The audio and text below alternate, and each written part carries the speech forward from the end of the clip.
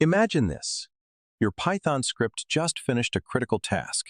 Maybe it scraped live data, detected a system error, or completed a scheduled report. Now you need to notify someone instantly. But setting up a dedicated email server? That's expensive, complex, and overkill. What if you could send that email directly from your script, for free, using Google's own SMTP server? No third-party services, no monthly fees, just Gmail and a few lines of Python. Ready to make your code talk? Let's dive into the step-by-step tutorial right now.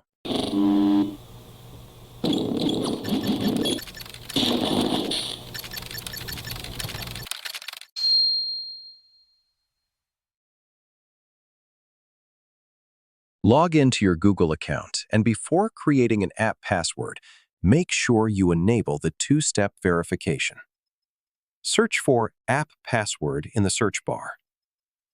In the app name, type any name you like for your app password. As you can see, I have already created Free SMTP as the app name for the app password that we will be using. But let's create a new one called Test, just to show how to create an app password. After creating the app name and clicking Create, it will generate a random password. This will be the app password. And that's it. We now have our app password.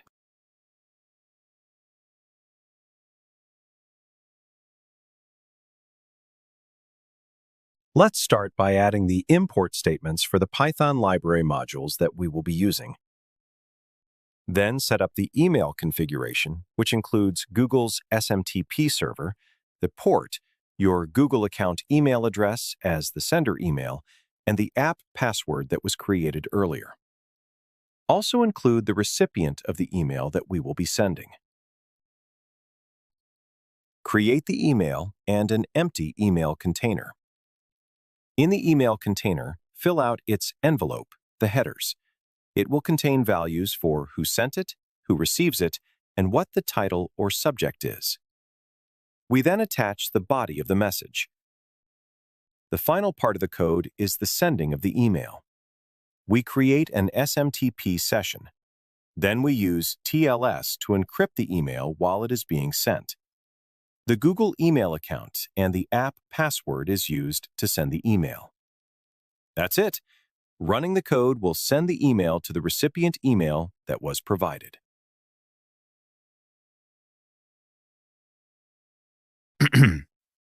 For the demo, we will run the code that we have created, then check the recipient's email for the email that was sent. Let's run the code.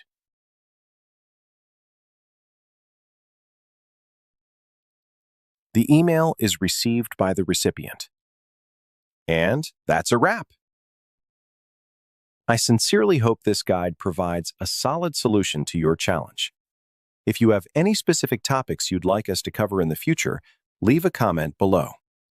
Please like, comment, and subscribe. It's the best way to support the channel. Thanks for watching, and we'll see you in the next video.